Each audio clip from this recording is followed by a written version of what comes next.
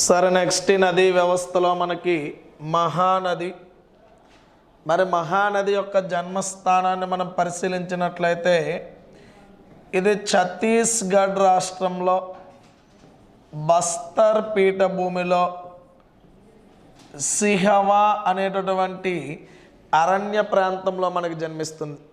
అంటే మనకి దండకారణ్యము అనేది ఉంటుంది ద్వీపకల్ప పీఠభూమిలో భాగంగా.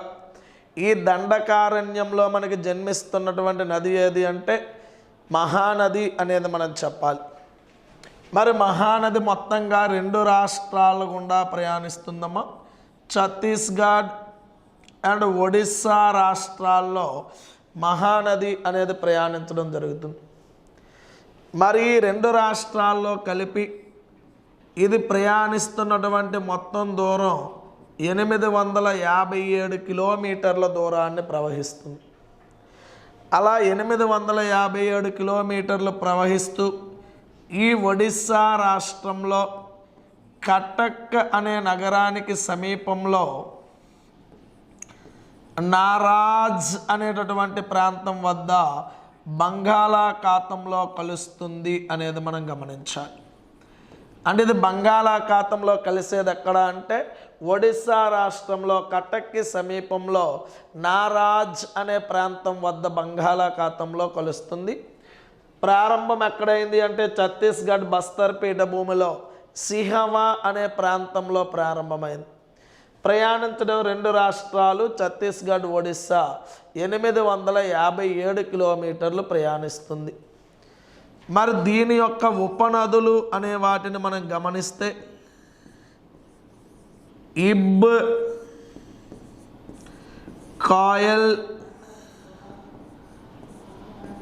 సాంక్, ఓంగ్, జోంక్, టెల్, హోసిడే, సియోనాద్, ఇవి వీటి యొక్క ఉపనదులమ్మ. చూసుకోండి, ఇబ్, కాయల్, సాంక్, ఓంగ్, జోంక్, టెల్, హోసిడే, సియోనాద్ ఇవన్నీ కూడా మనకి మహానది యొక్క ఉపనదులుగా గమనించాలి. మరకపోతే నెక్స్ట్ ఈ తూర్పునకు ప్రయాణించే నదుల్లో మన తూర్పు కనుమల్లో జన్మించి తూర్పుగా ప్రయాణిస్తాయి వంశధార మరియు నాగావళి. 2019-2020 సచివాలయం ఫలితాల్లో గ్రేడ్ 1, గ్రేడ్ 2లో స్టేట్ ఫస్ట్తో పాటు గ్రూప్ 1, గ్రూప్ 2 రైల్వే, ఎస్ఎస్సీ మరియు ఎస్ఐ కానిస్టేబుల్లో 1000 మందిని గవర్నమెంట్ ఉద్యోగులుగా తీర్చిదిద్దిన సంస్థ ఇప్పుడు సచివాలయం మరియు గ్రూప్ 2లకు కొత్త బ్యాచ్లు ప్రారంభం. మరిన్ని వివరాలు సంబంధించిన అర్చిత్ ఇన్స్టిట్యూట్ విజయవాడ. మరి వంశధార అనే నది ఒడిస్సా రాష్ట్రంలో జయపూర్ కొండల్లో జన్మిస్తుందమ్మా. చూసుకోండి, ఒడిస్సా రాష్ట్రంలో జయపూర్ కొండల్లో మనకి జన్మించి 2 రాష్ట్రాల్లో ప్రయాణిస్తుంది ఒడిస్సా అండ్ ఆంధ్రప్రదేశ్. మరి 2 రాష్ట్రాల్లో కలిపి మొత్తంగా 254 కిలోమీటర్ల దూరాన్ని మనకి ప్రయాణిస్తుంది. మరి ఇది ఆంధ్రప్రదేశ్లో శ్రీకాకుళం జిల్లాలో కళింగపట్టణం అనేటటువంటి ప్రాంతం వద్ద బంగాళాఖాతంలో కలుస్తుందని చెప్పాలి.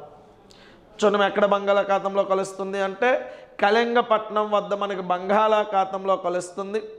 మరి ఈ వంశధారకు సంబంధించి ముఖ్యమైనటువంటి ఉపనది మహేంద్ర తనయ. సో ఇది వంశధార యొక్క ముఖ్యమైనటువంటి ఉపనది.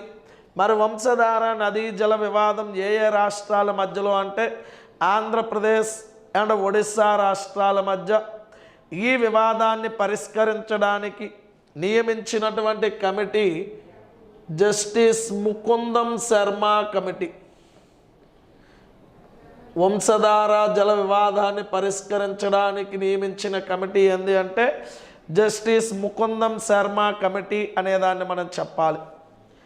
మరకపోతే నాగావళి చాలా చాలా ఇంపార్టెంట్. దీని యొక్క మారు పేరును మనకు అడుగుతాడు. నాగావళి నదినే లాంగుల్యా నది, చాలా ఇంపార్టెంట్ అమ్మా. సో లాంగుల్య నదిగా పిలువబడే నది ఏది అంటే నాగావళి అంటారు. మరి ఇది కూడా ఒడిస్సా రాష్ట్రంలో రాయగఢ్ కొండల్లో మనకి జన్మించడం జరుగుతుంది. చూసుకోండమ్మా, దీని యొక్క జన్మస్థానం ఎక్కడ అంటే ఒడిస్సా రాష్ట్రంలో రాయగఢ్ కొండల్లో మనకి జన్మిస్తుంది. 2 రాష్ట్రాల్లో ప్రయాణిస్తుంది, ఒడిస్సా అండ్ ఆంధ్రప్రదేశ్ రాష్ట్రాలు. మరి ఈ 2 రాష్ట్రాల్లో కలిపి మొత్తంగా ప్రయాణించే దూరం 217 కిలోమీటర్ల దూరాన్ని ప్రయాణిస్తుంది. మరి ఇది చివరిగా ఆంధ్రప్రదేశ్లో శ్రీకాకుళం, ఈ శ్రీకాకుళం జిల్లాలో మోపసు బందరు చునమ శ్రీకాకుళం జిల్లాలో మోపసు బందరు అనే ప్రాంతం వద్ద బంగాళాఖాతంలో మనకు కలుస్తున్నటువంటి నది నాగావళి నది అనేది మనం చెప్పాలి. మరి నాగావళి నది యొక్క ఉపనదుల్లో వట్టిగడ్డ, వేగావతి, సువర్ణముఖి, వట్టిగడ్డ, వేగావతి, సువర్ణముఖి, జంజావతి, ఇవి మనకి నాగావళి నది యొక్క ఉపనదులమ్మ. వట్టిగడ్డ, వేగావతి, సువర్ణముఖి అండ్ జంజావతి. ఆ జంజావతి నది మీదనే ప్రస్తుత పార్వతీపురం జిల్లాలో రాజ్యలక్ష్మీపురం వద్ద రబ్బర్ డ్యామ్ యొక్క నిర్మాణం అనేది ఉందమ్మ. ఆసియా ఖండంలోనే నిర్మించిన మొట్టమొదటి రబ్బర్ డ్యామ్ ఏది అన్నా జంజావతి రబ్బర్ డ్యామ్ చెప్పాలి. లేదా జలయజ్ఞము అనే కార్యక్రమంలో ప్రారంభించినటువంటి మొట్టమొదటి ప్రాజెక్ట్ ఏది అన్నా జంజావతి రబ్బర్ డ్యామ్ చెప్తాం. అది ప్రస్తుతం ఏ జిల్లాలో ఉంది అంటే పార్వతీపురం జిల్లాలో ఉంది అనేది మనం చెప్పాలి. ఇవి మొత్తంగా మనకి నదులకు సంబంధించి. మరకపోతే ఈ నదుల్లో మనకి చివరిగా అంతర్భూభాగ నదీ వ్యవస్థ. మరి అంతర్భూభాగ నదులు అంటే మనం చెప్పాం, ఒక నదీ నీటి ప్రవాహం ప్రారంభమైన తరువాత అది కొంత దూరం వరకు ప్రయాణించి మార్గం మధ్యలో ఇంకిపోవాలి. అంటే సముద్రం వరకు ప్రయాణించకుండా మార్గం మధ్యలోనే ఇంకిపోతే వాటిని మనం అంతర్భూభాగ నదులుగా గుర్తిస్తాం. మరి అంతర్భూభాగ నదులు మనకి ఎక్కువగా ఉన్నటువంటి రాష్ట్రం రాజస్థాన్ ప్రాంతంలో అంతర్భూభాగ నదులు ఎక్కువగా ఉంటాయి.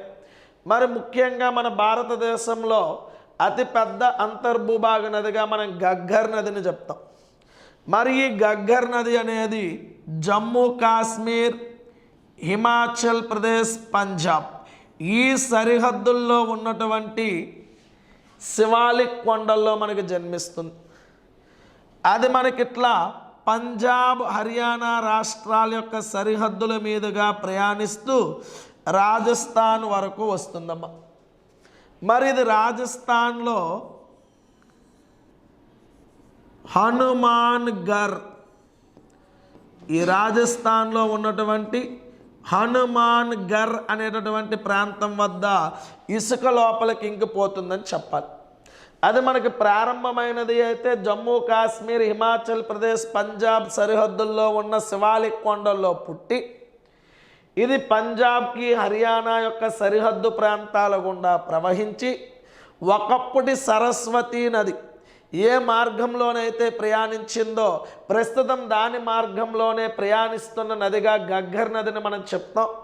అది చివరగా రాజస్థాన్లో హనుమాన్ గర్ అనే ప్రాంతం వద్ద నేలలో ఇంకిపోతుందని చెప్పాలి.